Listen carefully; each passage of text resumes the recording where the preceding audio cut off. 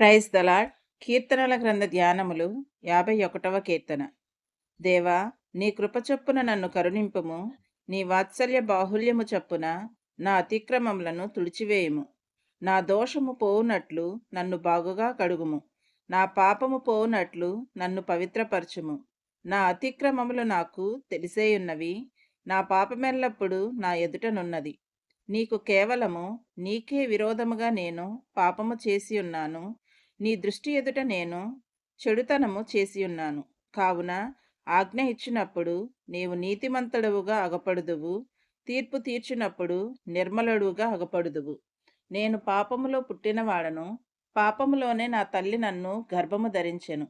నీవు అంతరంగములో సత్యము కోరుచున్నావు. ఆంతర్యమున నాకు జ్ఞానము తెలియజేయుదువు. నేను పవిత్రుడనగునట్లు హిస్సోపుతో నా పాపము పరిహరింపుము. హిమము కంటెను నేను తెల్లగా నుండునట్లు నీవు నన్ను కడుగుము. ఉత్సాహ సంతోషములు నాకు వినిపింపుము. అప్పుడు నీవు విరిచిన ఎముకలు హర్షించును. నా పాపములకు విముఖుడవు కమ్ము. నా దోషములన్నింటినీ తుడిచివేయుము. దేవా, నా యందు శుద్ధ హృదయము కలగజేయుము. నా అంతరంగములో స్థిరమైన మనసును నూతనముగా పుట్టించుము. నీ సన్నిధిలో నుండి నన్ను త్రోసివేయకుము. నీ పరిశుద్ధాత్మను నా యొద్ద నుండి తీసివేయకుము. నీ రక్షణానందము నాకు మరలా పుట్టించుము. సమ్మతి గల మనస్సు కలగజేసి నన్ను దృఢపరచుము. అప్పుడు అతిక్రమము చేయువారికి నీ త్రోవలను బోధించెదను. పాపులను నీ తట్టు తిరుగుదురు. దేవా, నా రక్షణకర్తయగు దేవా, రక్తపరాధము నుండి నన్ను విడిపింపుము. అప్పుడు నా నాలుక నీ నీతిని గూర్చి ఉత్సాహగానము చేయును.